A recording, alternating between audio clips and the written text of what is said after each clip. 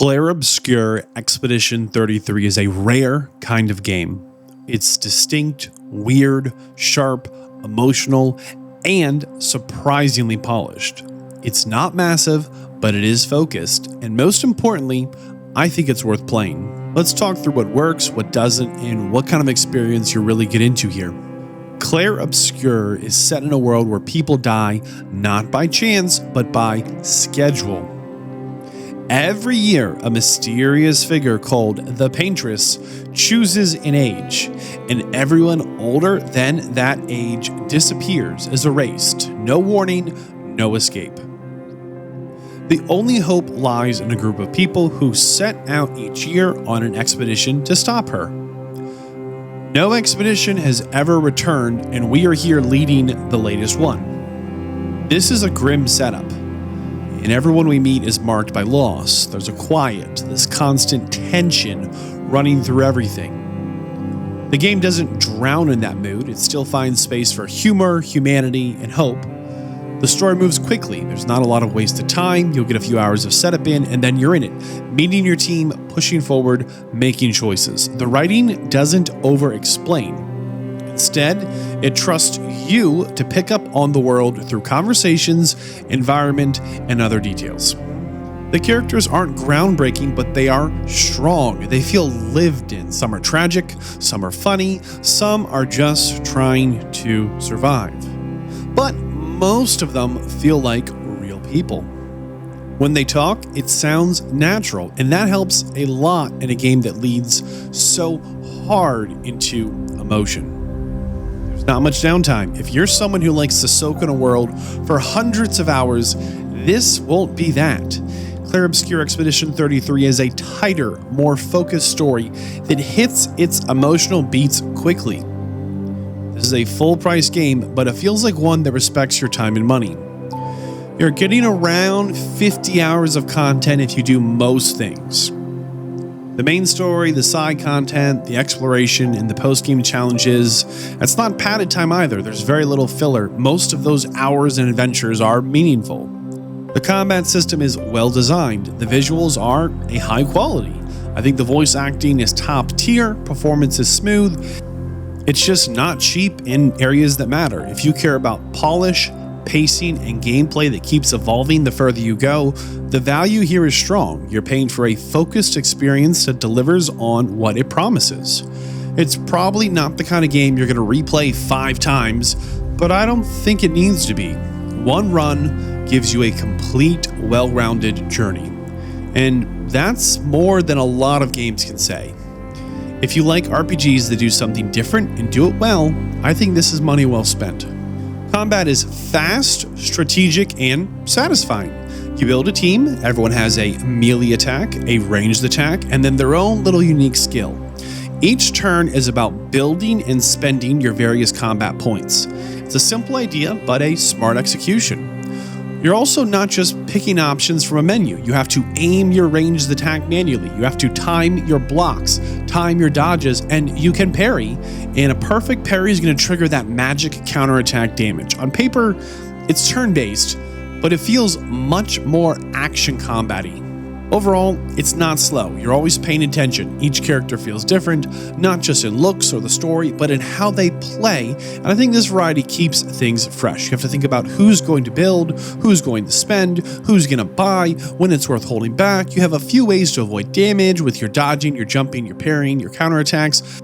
Dodging works fine, but it's kind of basic. You avoid the hit and that's it. But your parry is a little different. If you parry at just the right moment, you get a bonus counterattack. These counterattacks can heal you, they can deal damage, they can break shields, and trigger all kinds of other effects. This means that your parry becomes the best option and sometimes the only smart option in combat, and that's a small problem. I think it makes the game lean a little too hard on that one mechanic. It would have been more well-rounded if dodging and jumping had more benefits. Right now, if you're not good at parrying, you're going to struggle a little bit. And if you are good at parrying, you're going to do great, but it may also still feel like you're doing the same thing over and over again. Enemy design is strong. You're going to face all kinds of creatures, weird, disturbing, elegant, alien, but most enemies, even late game ones, only really have 2 or 3 attacks. This doesn't matter early on, but in that final stretch, especially if you start doing more optional combat and fighting lots of enemies in a row, this starts to show and fights can feel a little bit samey. Not because the system is bad, but because the enemies just don't have that many tricks. Bosses are much harder. They hit hard and they force you to change your tactics, often come with their own gimmicks, and some ask you to time dodge mid-combo. Others punish you if you're relying too much on the same move. It's fair, but it's tough, and I think it's a good thing. The difficulty in Clair Obscur feels fair. It starts off easy, maybe too easy, but it ramps up over time. Early enemies go down quick, which gives you time to learn the systems, but later on the game really starts to push back at you. Bosses hit hard. Enemies use these tricky patterns. If you aren't paying attention or building your party well, you will get punished. When you fail, it usually feels like your fault, not the game's.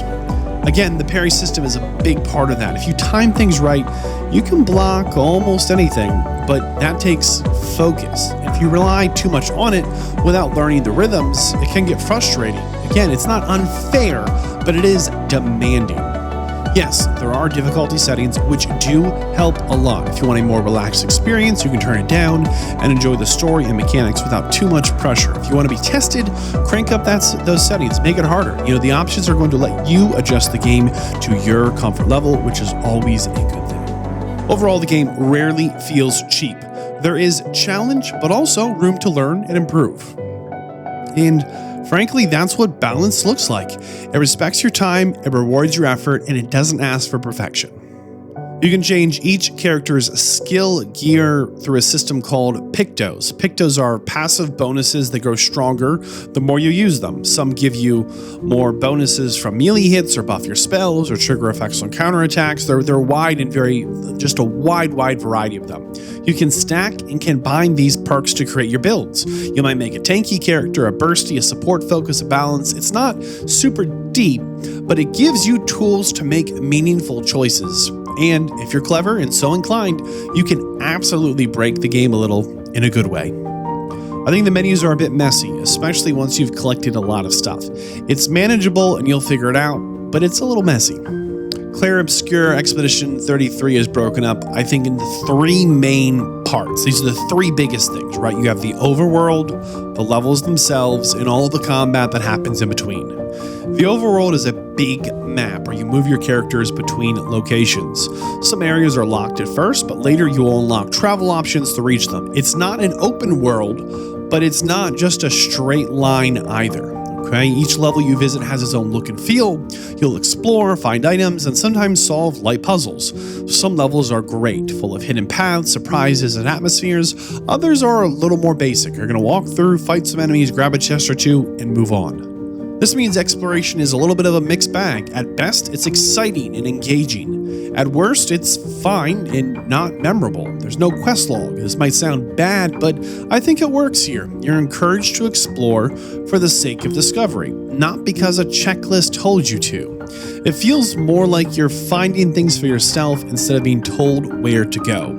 I think Clair Obscur Expedition 33 looks great. The art direction is consistent and bold. Character models are detailed, animations are smooth, backgrounds have style and depth. Cinematics are dramatic and well shot. Nothing looks cheap or rushed. Some areas maybe lean into this soft, natural beauty. Others are harsh and brutal. But either way, they're all very distinct and easy to remember. The music here is strong. You get a wide range of things. Slow pianos, intense strings, all kinds of just vocals in genres. Some songs build tension, some break your heart, some just sound cool. My biggest complaint? Some of the tracks don't get enough time to settle in. You'll hear a great theme kick on during a boss fight, and then it's gone, and you might never hear it again. Sound effects are solid as well. I think the hits sound heavy, magic effects are sharp and layered. The ambient noise helps the world feel alive. The voice acting is excellent. Every main character sounds natural. Their lines delivered feel grounded, not stiffed. The script gives them time to pause, to breathe, to react, and speak like actual people. Yes, a few of the side characters are forgettable, but the main cast does the heavy lifting, they sell the emotions, especially in those quiet moments. If you are playing normally, doing most of the side combat you come across and not rushing, I would expect around 50 hours of gameplay here. There's a bit of an endgame content that unlocks near the 30 to 35 hour mark. You'll get access to extra challenges, rare loot, optional bosses, hidden area.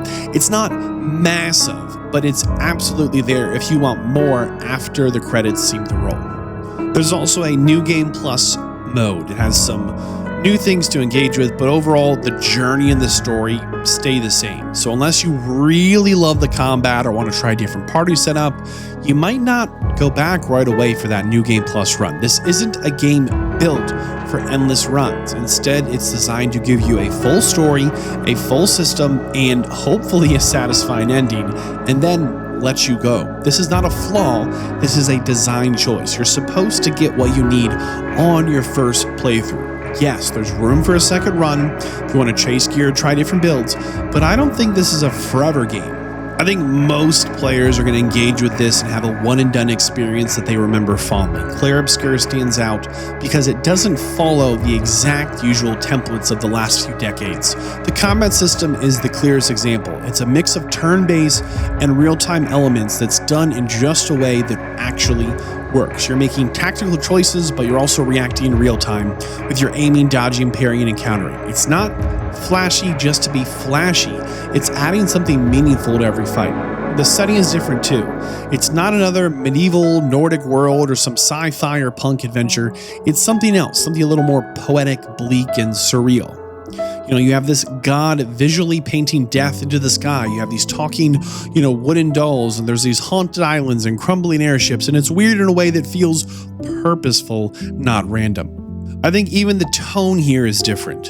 It leans hard into emotion, of grief, of fear and hope, but without feeling fake or forced. It's not trying to be edgy. It's not trying to crack jokes to undercut every serious moment. It's telling a story with its best sense of sincerity. And in a lot of ways, these things all together make it feel fresh. Not because Clair Obscur Expedition 33 reinvents the genre, but because it commits to its own style. It's not trying to copy anything. It has its own voice, and that voice is clear from start to finish.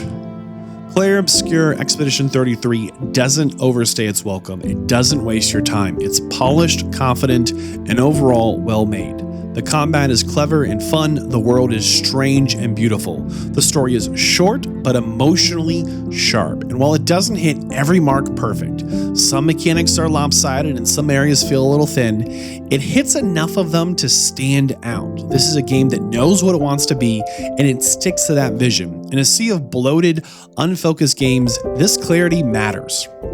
If you're interested in RPGs with a strong systems and emotional storytelling component, this is worth playing. If you want a clean, finished experience with tight combat and a unique world, this is worth your time. Clair Obscur Expedition 33 is awarded 4 out of 5. I recommend.